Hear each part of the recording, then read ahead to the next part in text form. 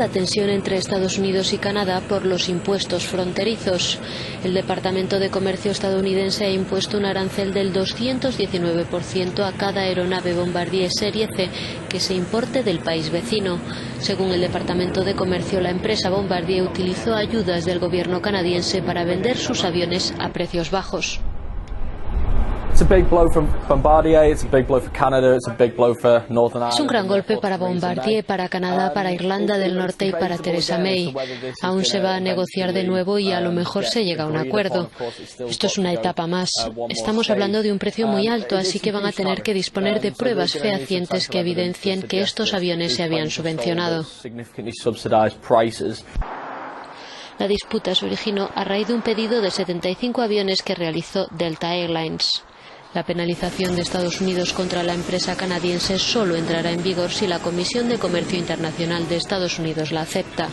El dictamen se conocerá la semana que viene. Como un desastre mayor, calificó el gobernador de Puerto Rico, Ricardo Rosselló, el paso del huracán María por la isla, que fue de categoría 5. María es el fenómeno más poderoso que ha azotado este estado asociado a Estados Unidos. El desastre agrava la ya difícil economía puertorriqueña. En mayo pasado, Puerto Rico se declaró en bancarrota, a lo que habrá que sumar ahora los 30,000 millones de dólares que el huracán dejó como daños, así como al menos la muerte de 15 personas.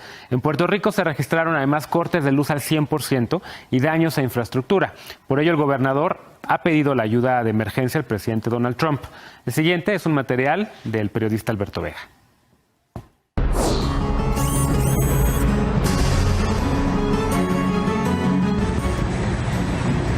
Puerto Rico está en estado de emergencia, sin electricidad y en bancarrota. La semana pasada el huracán María, de categoría 5, arrasó la isla con vientos de hasta 270 kilómetros por hora. El gobernador de Puerto Rico describió los hechos como un desastre sin precedentes. We have not experienced an event of this magnitude in our modern history. La destrucción agudiza la crisis económica de Puerto Rico, que ya estaba en bancarrota. Según reportes de analistas estadounidenses, el desastre provocó daños por 30,000 millones de dólares, equivalentes al 29% de su Producto Interno Bruto anual. Con una deuda externa de 74,000 millones de dólares, en mayo pasado Puerto Rico se declaró en bancarrota, la mayor en la historia de Estados Unidos. Puerto Rico es un estado incorporado a la Unión Americana, pero no un estado miembro, y deberá reestructurar su deuda ante el gobierno de Estados Unidos. Tras el paso del huracán, el gobierno estadounidense aprobó la asignación de $1,000 millones para atender la emergencia, pero analistas advierten que el gasto será mucho mayor. Puerto Rico was absolutely obliterated. Puerto Rico got hit with winds. They say they've never seen winds like this anywhere. It got hit as a category 5 storm, which just literally never happens. So Puerto Rico is in very, very, very tough shape. Las autoridades puertorriqueñas reportaron por lo menos 15 personas fallecidas, pero en 9 municipios no se ha hecho un recuento de daños porque siguen incomunicados. Además, la red eléctrica quedó completamente destruida y el 75% de las casas no tienen agua. Una de las instituciones públicas más golpeadas desde antes del huracán es la compañía eléctrica, que se declaró en quiebra desde julio pasado. Ahora las autoridades de la isla advierten que la reconstrucción total del sistema eléctrico podría tomar hasta 2 años. Previo al impacto del huracán María, cerca del 45% de la población puertorriqueña ya vivía en pobreza y el 12% no tenían trabajo. 400,000 personas, equivalente al 11% de la población, han dejado la isla desde 2008, huyendo de la crisis financiera. En las últimas horas se han reportado largas filas en el aeropuerto de San Juan, buscando refugio en otros estados. Hasta el pasado domingo cesaron las lluvias, que inundaron gran parte del territorio, y persiste el riesgo de que estalle la mayor represa de la isla. Por el momento la población vive bajo toque de queda, para frenar los saqueos registrados por el huracán. Para Foro Global, Alberto Vega. Hoy el presidente Trump, desde la Casa Blanca, ofreció un mensaje de ayuda a Puerto Rico. Dijo que pronto estará ahí el gobierno apoyando en lo que sea necesario. Y también el expresidente Bill Clinton, en su cuenta de Twitter, pidió la ayuda del gobierno del presidente Trump para apoyar a los damnificados por este paso del huracán allá en Puerto Rico. Comienza la competición para construir el muro entre Estados Unidos y México. En Otay Mesa, California, 6 empresas han empezado a levantar diferentes prototipos del muro fronterizo en un terreno rodeado de medidas de seguridad por miedo a que se produzcan manifestaciones. Los constructores, que optan a un lucrativo contrato, tendrán un mes para construir 8 modelos de cemento y de otros materiales con una altura de entre 5 y 9 metros.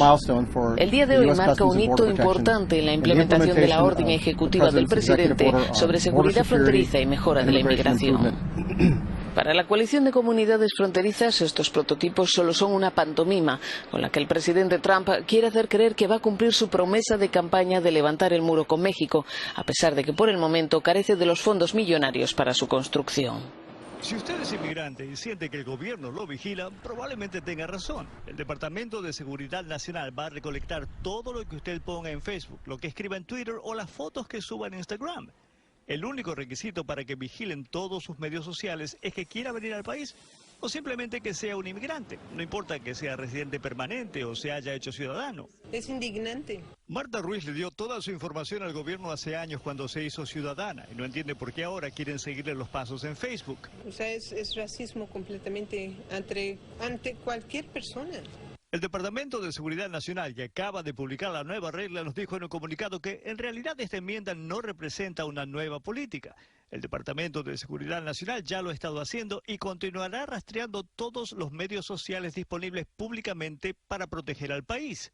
Los defensores de los inmigrantes están preocupados. Muy alarmante, muy preocupante de saber que lo que estamos diciendo siempre está bajo la vigilancia del gobierno. El tiempo para decirle al gobierno lo que piensa de la medida se está acabando. La nueva regla entrará en efecto el 18 de octubre y aunque no restringe lo que una persona pueda o no decir en los medios sociales, sin duda hará que muchos inmigrantes lo piensen 2 veces. Algunos, como Marta Ruiz, dicen que no serán intimidados. Sí, yo no puedo callarme. Yo nunca me callaría. El gobierno dice que la vigilancia es para mantenernos seguros. Muchos inmigrantes, por su parte, lo ven más bien como la desconfianza de un presidente que los trata como una amenaza. En San Francisco, Luis Mejía, Univisión.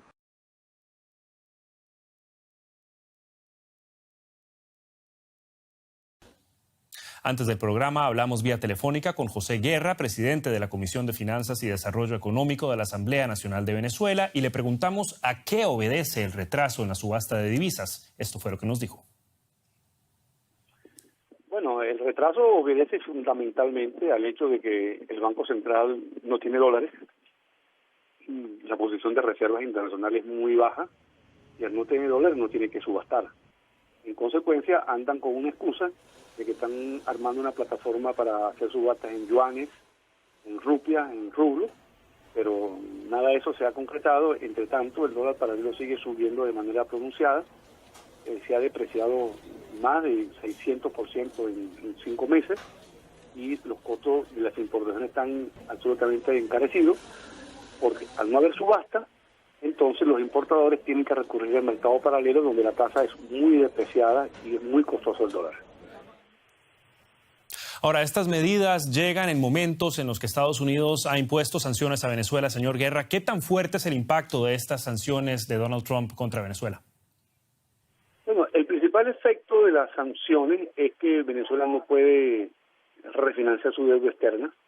Venezuela tiene una deuda externa muy pesada que está tragándose las finanzas públicas y necesita un refinanciamiento, es decir, colocar nueva deuda en sustitución de la deuda vieja, pero eso no se puede hacer porque no se puede emitir nuevo bono y el gobierno venezolano se tardó demasiado en hacer esta renegociación de la deuda que ha debido hacerse hace 2 años. Se dejó correr el tiempo, vinieron las sanciones y ahora es literalmente imposible por la percepción de riesgo país que hay sobre Venezuela y además porque el gobierno de los Estados Unidos le impide a cualquier banco de los Estados Unidos comprar o vender un bono venezolano de nueva emisión. Entonces no se puede refinanciar la deuda. Ese es el principal efecto, porque desde el punto de vista del comercio internacional, las sanciones no han sido impuestas todavía. Se puede exportar petróleo, se puede importar petróleo y se puede también importar y exportar medicinas y alimentos y no hay ningún problema con eso. Señor Guerra, muchísimas gracias por hablar con nosotros. doctora Guerrero. Hablamos ahora del tema con Petar Birle, politólogo y jefe del Departamento de Investigación del Instituto Iberoamericano de Berlín. Señor Birle, gracias por acompañarnos hoy acá en el estudio. Bueno, la oposición no quiere diálogo por ahora, pero dice que pueden sentarse nuevamente en la mesa de conversaciones con el gobierno siempre y cuando haya cambios dentro de este gobierno. ¿Usted cree, y esta es la pregunta yo creo que más difícil de contestar, cree que el gobierno acepte las condiciones de la oposición? Lo veo como muy difícil porque ya tenemos como 2-3 años de experiencias con diálogos fracasados y es un juego del gobierno de comenzar con un diálogo pero después poner unas trabas y es posible que ahora por presión internacional van a aceptar algunos pequeños cambios pero para iniciar un diálogo porque ni siquiera había comenzado el diálogo, pero no creo que habrá grandes cambios con diálogo. ¿Descarta usted el diálogo entonces para solucionar la crisis en Venezuela? Y si es así, ¿qué es lo que le toca ahora hacer a la oposición? ¿Qué carta puede jugar? Lo veo como muy difícil por las experiencias de los últimos 2-3 años, el diálogo, pero por supuesto nunca hay que dejar de intentarlo.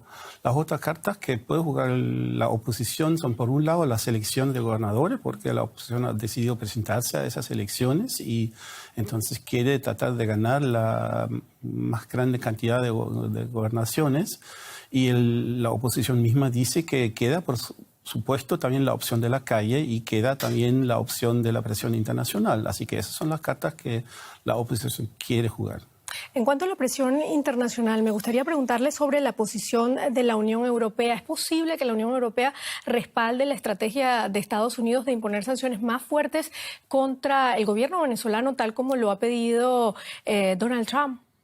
Es posible, aunque yo no estoy seguro si eso sería la postura más prudente, pero sí, España ya está en favor, Francia lo está discutiendo y yo creo que si España y Francia demandan sanciones, la Unión Europea probablemente va a poner esas sanciones, pero yo no sé si con eso va a mejorar la situación en Venezuela. ¿Y qué sanciones podrían ser? Se está discutiendo sanciones contra la nomenclatura del régimen de Maduro, un poco al estilo canadiense, como Canadá lo ha impuesto hace unos días.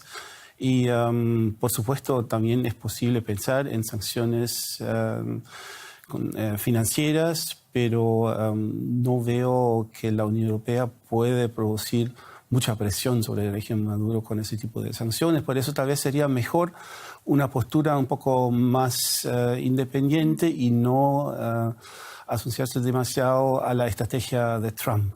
Muchísimas gracias, señor Birle, por estar acá con nosotros y este análisis que nos ha ofrecido sobre Venezuela. Un gusto. La presidenta de Chile repudió este miércoles las amenazas armamentistas de Corea del Norte contra su aliado Japón. Lo hizo tras recibir en el Palacio La Moneda, en Santiago, al príncipe japonés y a la princesa Akishino. Chile, por cierto, repudia los actos de fuerza y de amenaza que Corea del Norte ha hecho hacia Japón, ¿no? Y sin duda que seguiremos trabajando para que ojalá ese tipo de situaciones no vuelva a suceder y la paz pueda ser lo que en el mundo, en el planeta, pueda seguirse, digamos, fortaleciendo y consolidando. En los últimos meses ha aumentado el rechazo internacional contra Corea del Norte por sus ensayos nucleares y de misiles, uno de los cuales atravesó el territorio japonés. Con certeza podemos decir que Japón y Chile constan de lazos de confianza y amistad enriquecidos a lo largo de una historia de 120 años.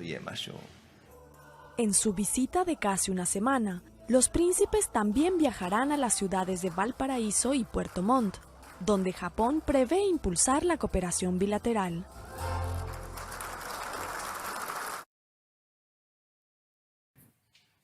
Y todos los ojos del mundo que están puestos en el partido de extrema derecha, AfD, luego de su triunfo. Y también vamos a hablar de las opciones que tiene Angela Merkel para formar gobierno. Vamos a hablar con Úrsula Moreno, nuestra analista política. Úrsula, te saludamos.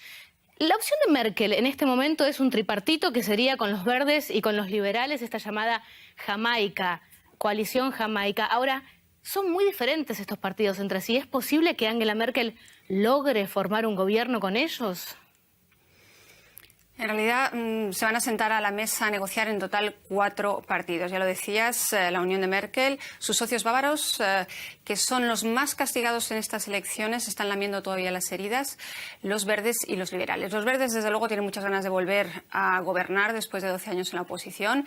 Los liberales han estado 4 años en la vida extraparlamentaria y ahora vuelven, así que son algo más reticentes, pero no van a dejar pasar esa oportunidad de gobernar. Pero antes, como bien decías, de tocar a la puerta de liberales y de verdes, Merkel tiene que ponerse de acuerdo todavía con sus socios bávaros, que están sumidos en una fortísima crisis, están pidiendo la cabeza de Horst Seehofer, de su presidente, y Seehofer pide un giro a la derecha a Merkel y, entre otras cosas, una cuota máxima de refugiados, o sea, que iba a tener muchos problemas a la hora de negociar. Bueno, este es uno, por supuesto, de los temas principales en este momento, pero también es un tema muy importante, Alternativa para Alemania, qué va a pasar con ellos. Y este partido se constituyó como grupo parlamentario. Contanos más al respecto.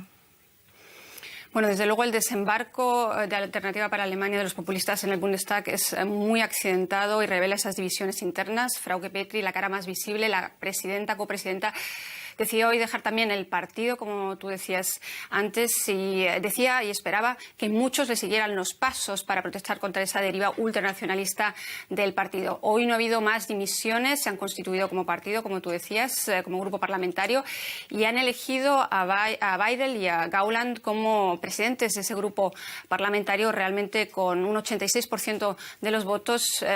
Esperan así mantener unido al partido, pero lo que vemos es lo que hemos visto en otros partidos populistas en Europa, llegan al Parlamento con bastantes votos, pero luego es muy difícil mantener unidas a todas esas facciones. Úrsula Moreno, muchísimas gracias.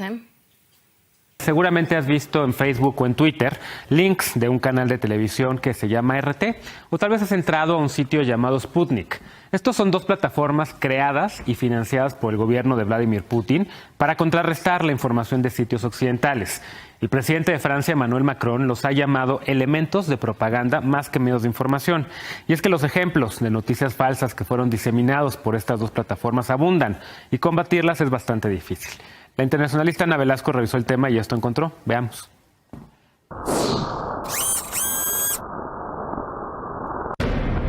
La intervención en las recientes votaciones de Estados Unidos, Reino Unido y Francia, confirmada por los servicios de inteligencia de esos países, no es el único frente de guerra propagandística rusa. La información es otra cara de la estrategia diseñada por el gobierno de Vladimir Putin para influir en la opinión pública de las democracias occidentales y, según palabras de su equipo, romper el monopolio de información anglosajón. Aunque las operaciones de propaganda no son nuevas, a diferencia de la Guerra Fría, los medios para influir en millones de personas han multiplicado la oportunidad para crear disturbios masivos, dijo el vocero del Kremlin, Dmitry Peskov, en una entrevista a The New York Times en abril pasado.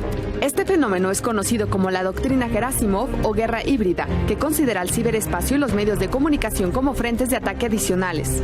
Según agencias de inteligencia occidentales, las principales herramientas de esta nueva propaganda son la cadena RT y el sitio Sputnik, ambos financiados por el gobierno ruso. La base de esta estrategia son las redes sociales y para ello emplean millones de cuentas bots o programas automatizados que se encargan de propagar el contenido que generan. RT es una red internacional de televisión por cable que presenta noticias en países como Alemania, Estados Unidos y las regiones de América Latina y Medio Oriente. Nació como Russia Today en 2005 para promover una buena imagen de Rusia en el mundo, siguiendo el modelo de las cadenas CNN y BBC. Sin embargo, 3 años después cambiaron de estrategia y la renombraron como RT. RT se convirtió en una fuente crítica de los regímenes de Occidente, especialmente de Estados Unidos. En 2010 lanzaron RT America para presentar historias que no eran reportadas en Estados Unidos, según explicó su directora. Sputnik es un sitio de noticias cortas y llamativas en inglés, similar a BuzzFeed, pero dirigido por el gobierno ruso. Un ejemplo de su fuerza ocurrió en Alemania a principios de 2016, cuando dieron amplia cobertura al llamado caso Lisa, sobre una adolescente ruso-alemana supuestamente violada por refugiados árabes. Aunque la policía alemana confirmó la falsedad de la acusación, la noticia siguió al aire y provocó manifestaciones multitudinarias de la comunidad ruso-alemana e incluso incluso una declaración del ministro de Exteriores en Moscú. La mayor parte del contenido que los expertos consideran propaganda promueve agendas nacionalistas radicales, de izquierda o derecha.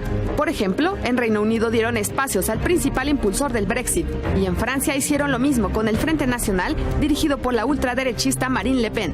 Pero el blanco más sonado de esta propaganda fueron las elecciones de Estados Unidos. En un reporte desclasificado en enero de este año, 17 agencias de inteligencia señalaron a medios rusos, especialmente RT, como responsables de propagar información para socavar la confianza de los estadounidenses en sus instituciones democráticas y de favorecer al candidato republicano. Sin embargo, la cadena niega las acusaciones, señalando que hay una persecución en su contra. Protegidas por el principio de libertad de expresión, el gobierno de Estados Unidos no puede censurarlas o cerrarlas. Para Foro Global, Ana Velasco.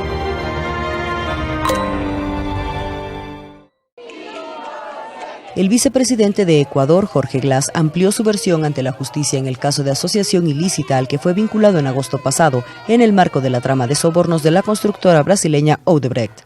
El pasado 29 de agosto, la justicia ecuatoriana prohibió a Glass salir del país tras vincularlo en el caso donde también se investiga a otras 10 personas, entre ellas el tío de Glass, Ricardo Rivera, detenido en junio.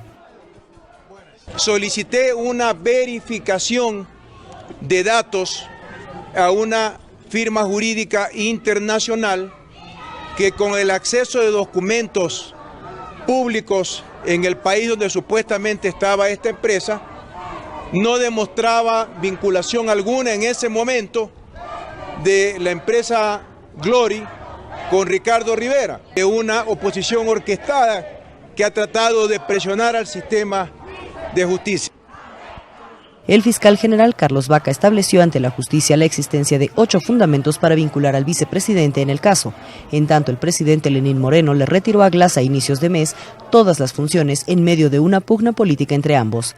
El escándalo de Odebrecht estalló en diciembre pasado cuando la Fiscalía recibió información del Departamento de Justicia de Estados Unidos que reveló que la constructora brasileña pagó $33.5 millones en sobornos a funcionarios entre 2007 y 2016 para recibir supuestos beneficios en contratos en el país. Con información de la oficina en Quito, Ecuador, Noticias Xinhua. En velocidad de Internet, Estados Unidos, Canadá y Chile ocupan en ese orden los 3 primeros lugares en el continente americano, según el segundo estudio trimestral de conectividad a Internet, Akamai. El país suramericano está por encima de América Latina con un promedio global de 8.6 megabytes por segundo. En una sociedad hiperconectada, con altas tasas de consumo de todo tipo de tecnologías fija y móvil con acceso a Internet, la conectividad pasa a ser una necesidad de primer orden. La tendencia indica que la mayoría de los navegantes no espera más de 2 segundos a que cargue un sitio antes de abandonarlo, y en caso de hacerlo, pocos vuelven a consultar dicha página web. Este año, 141 países han visto un aumento en su velocidad de conexión. En 2016 fueron 126. En promedio, la velocidad de conexión aumentó 2.3% a 72 megas. 7 de los 10 países líderes elevaron muy poco las conexiones únicas, pero el 70% de los países restantes sí elevaron sus conexiones únicas desde direcciones IP en el primer trimestre. De hecho, 37 países incrementaron 10% este tipo de conexiones. La velocidad máxima que estamos manejando en el mercado actual que es el 4G, que llega hasta 75 megas. Pero sin embargo, esa expansión puede ser mucho más, ya que algunos dispositivos o la tecnología actual implementada en el país no cubre el requisito máximo para llegar a un total. Y ese total puede llegar a ser un máximo de 100 megas, 150 megas, tanto de subida como de bajada. En cuanto a conectividad desde móviles, Chile ocupa el 5º puesto de América, y respecto del tráfico de datos por medio de dispositivos móviles, el país austral experimentó un crecimiento anual de 54%. También hay otro sistema de tecnología, que es el Wi-Fi, a través de haces de luces. Esto también te ayuda al tema de la propagación de la velocidad, ya que si tú te alejas de la zona Wi-Fi, tu velocidad baja. En cambio, si tenemos tecnología que funciona a través de haces de luces, esta velocidad nunca va a bajar, sino que siempre va a estar incrementada, ya que en todos lados podemos tener reflectores o también podemos tener haces de luces. Actualmente existe el proyecto de implementar la fibra óptica a lo largo de todo Chile, para que toda la población cuente con una velocidad de Internet de 150 megabytes por segundo. Con información de la oficina en Santiago, Chile, Noticias Xinhua. El buscador estrella Google celebra su cumpleaños con este divertido juego, un doodle en el que además de revelar su edad contiene una ruleta de la fortuna con 19 actividades. El gigante de la información y el buscador de webs más utilizado en el mundo alcanzó la mayoría de edad el año pasado y hoy sorprende a los internautas con esta ruleta enlazada a otros doodles propios y significativos de su historia, desde la renovada serpiente que se come la manzana y se va haciendo más grande, hasta el que permite mezclar música, lanzar pelotas cual beisbolista y jugar al famoso solitario. Google arrancó como un proyecto universitario y fue fundado en septiembre de 1998 por Sergey Brin y Larry Page, dos estudiantes de doctorado de Stanford. Ahora es el sitio web más visitado del mundo, con más de 1.000 millones de búsquedas en un día. Actualmente, Google es una compañía principal subsidiaria de la multinacional estadounidense Alphabet Inc. Twitter podría decir adiós muy pronto al límite de 140 caracteres que se pueden utilizar hoy para cada mensaje, pasando a ofrecer hasta 280, es decir, el doble. De hecho, la empresa estadounidense ya permite a algunos usuarios disfrutar de esta nueva medida a modo de experimento. La decisión, explica la compañía, responde a la necesidad frecuente de algunas lenguas de más espacio a la hora de escribir un mensaje. Twitter, cuya imagen de marca es un pájaro azul, fue bautizada con este nombre por la palabra inglesa tweet, que significa pío o trino, en referencia a la forma de expresarse de las aves, breve y rápida. Ella es Chen Yan, de 35 años. Aún se recupera de una cirugía para agrandar sus ojos y ahora se prepara para tener una nariz nueva. Como ella, este año 14 millones de chinas se someterán a cirugías estéticas, un 42% más que en 2016. Las chinas pensamos que después de que te casas, eres madre y pasas los 30 años, se te considera una mujer madura. No quiero ser una mujer madura tan pronto. Todos me apoyan, nadie está en contra porque lo han hecho ellas mismas y yo soy la última en hacerlo. Las cirugías de nariz son las más populares en China. Como Chen Yan, muchas quieren un tabique nasal más pronunciado y un perfil más definido. Uno de sus cirujanos explica las diferentes razones para el aumento de cirugías estéticas. Los estilos estadounidenses, europeos o coreanos influyen en la opinión de los chinos. Ese es un aspecto. Y un segundo es que creo que la economía china está mejorando cada vez más y la gente se está enriqueciendo. Y no solo los de mediana edad son los que quieren someterse al bisturí. Ahora muchos graduados vienen a operarse durante las vacaciones de verano, porque mejora sus prospectos de trabajo o cualquier cosa que quieran hacer. Aumenta su valor y les da puntos de ventaja. Chen Yan pensó parar después de operarse la nariz, pero ahora considera reducir su mandíbula, con la esperanza de tener un rostro más delgado y acercarse más a su idea de perfección.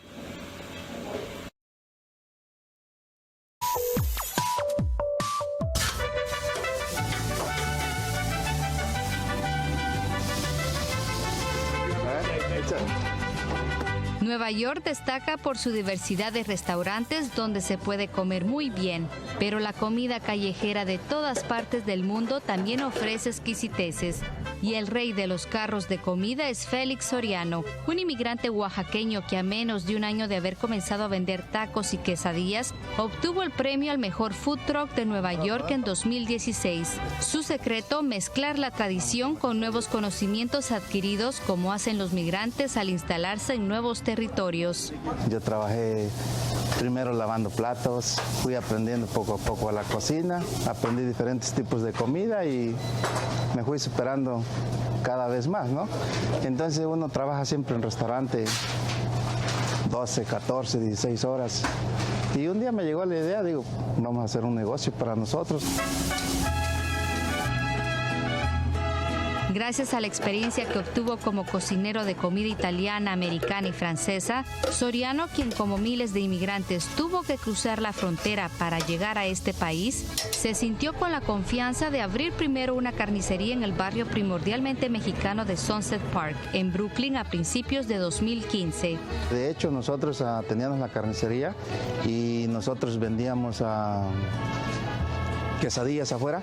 Sabía yo que no estaba yo legalmente, ¿no? Pero pues a veces está uno empezando, uno está tratando de buscar para hacer un dinero extra. Soriano recibió entonces una multa de $7,000 por no contar con un permiso de la ciudad para vender comida en la calle. Pero esto, en vez de detenerlo, lo motivó meses más tarde a abrir Tacos El Rancho, un food truck que estaciona frente a su carnicería y donde ha deleitado el paladar de personas de todas las nacionalidades, incluyendo los organizadores de los premios Venti. Ya después llamaron, dice, ¿sabes qué? Dice, el carro de ustedes es elegido para participar en el concurso que va a haber. Son los mejores que están en Sunset Park y queremos que ustedes vengan. Entonces mi hijo me dice, ¿qué opinas? ¿Qué dices? Pues que no se diga más, pues vamos a llevar, qué es lo que vamos a hacer. Empezamos a comentar y no, pues vamos a llevar quesadillas de flor de calabaza. Vamos a llevar a tacos vegetarianos, vamos a llevar tacos al pastor. Solamente nos daban permiso de llevar 3 cosas. Fueron sus tacos al pastor los que convencieron a los jueces y les permitieron llevarse el primer lugar, sobresaliendo entre los más de 5,000 camiones de comida que hay en Nueva York. Soriano nos comparte el éxito de su receta. Este es un estilo típico de nosotros, que nosotros criamos. No quise seguir lo mismo, las tradicionales como mexicano, que es el trompo, por lo mismo que la carne se seca mucho. Como te digo, es familiar esto. Yo le digo, vamos a crear una receta diferente para nosotros hacer los tacos, para que la gente vea cuál es el sabor, hay una combinación entre la piña y la carne, para que cuando tú muerdes, ves la diferencia. Eso viene mezclado entre la piña y la carne y se siente dulce, todo entre picoso y dulce. Vamos a probar los famosos tacos al pastor de Don Félix. Así es.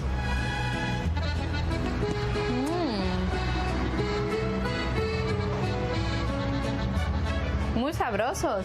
¿Oh, sí? ¡Felicidades! Los fines de semana son los más ocupados para este negocio, ya que pueden llegar a vender más de 1,500 tacos y otros antojitos mexicanos. Soriano dice que en Tacos El Rancho, en el cual trabajan su esposa y sus hijos, se aseguran de usar solo productos frescos. Yo siempre le digo a mis hijos, o cuando yo cocino aquí, le digo, nosotros como dueños, todos los días tenemos que probar un taco diferente. Todos los días tenemos que comernos un taco. ¿Por qué? Porque nosotros tenemos que ver que la carne tenga el buen sazón, que no pierda esa consistencia, que esté fresca la carne. Los clientes que vienen o lo que sea, ellos también se dan cuenta cuando tú tienes algo que cambiaste. Por el momento, Soriano desea que su negocio siga madurando y sus hijos vayan a estudiar a la universidad. Desde Nueva York, Carla Palomo para el financiero Bloomberg. La fusión de Siemens y Alstom dará a luz una supercorporación europea en el rubro ferroviario. En un futuro cercano, los trenes de alta velocidad ICE alemán y TGV francés procederán del mismo fabricante.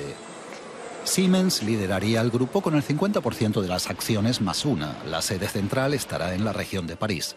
El mercado global obliga a esta boda de conveniencia.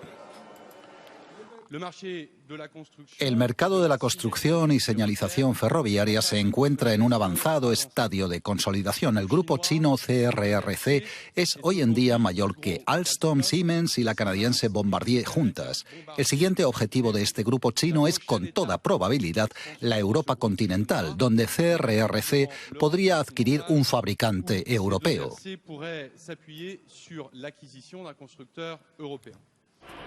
La presión sobre los fabricantes europeos aumenta. Siemens estuvo en tratos con Bombardier, pero abandonó el proyecto por las dudas sobre la estabilidad financiera de la empresa canadiense. Ahora se concretó el acuerdo con Alstom, un acuerdo de fusión que aún deberá ser aprobado por los reguladores europeos. servicio de reparto de la pizzería de la esquina pronto no necesitará empleados. Los pedidos se realizan por Internet. El robot los recibe directamente y el robot los entrega.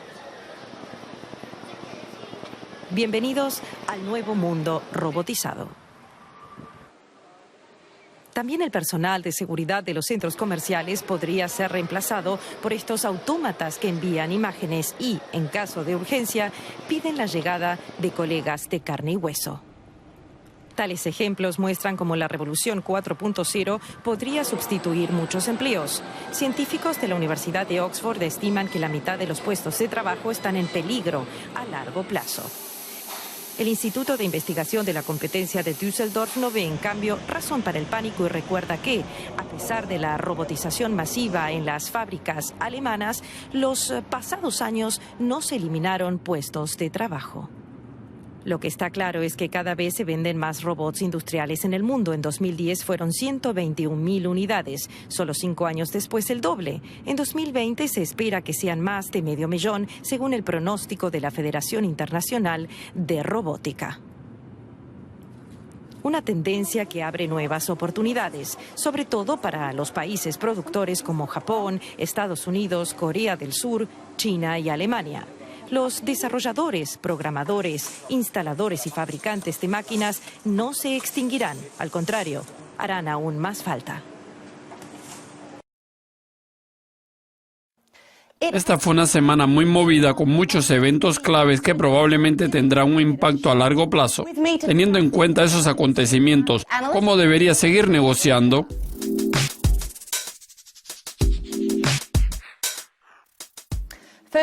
Craig, primeramente, muchas gracias por unirse hoy con nosotros. Gracias por la invitación. El miércoles, la Fed anunció que el próximo mes ellos terminarán el estímulo de la era de la crisis y ellos también continuarán con sus tasas a pesar de la inflación estancada. Craig, ¿qué crees sobre eso? No creo que eso es necesariamente sorprendente en términos del paquete que anunciaron para deshacer el programa de flexibilización cuantitativa. La nómina del balance es extraordinariamente alta y creo que ese es el momento para empezar a abordarlo.